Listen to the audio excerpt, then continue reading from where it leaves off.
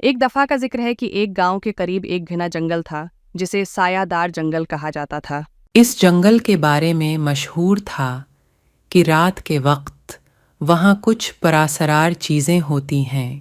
لوگ اس جنگل میں جانے سے ڈرتے تھے، لیکن اقبال، ایک نوجوان لڑکا، ان کہانیوں پر یقین نہیں رکھتا تھا۔ ایک رات اقبال نے فیصلہ کیا کہ وہ جنگل کا راز معلوم کرے گا۔ اس نے اپنے دوست فہد کو بھی ساتھ لے لیا۔ دونوں دوست رات کے وقت جنگل میں داخل ہوئے۔ جیسے ہی وہ اندر گئے، انہیں عجیب و غریب آوازیں سنائی دینے لگیں۔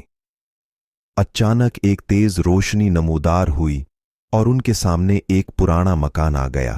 اقبال اور فہد نے مکان کے اندر جانے کا فیصلہ کیا۔ مکان کے اندر ہر کمرے میں عجیب و غریب اشیاء موجود تھیں۔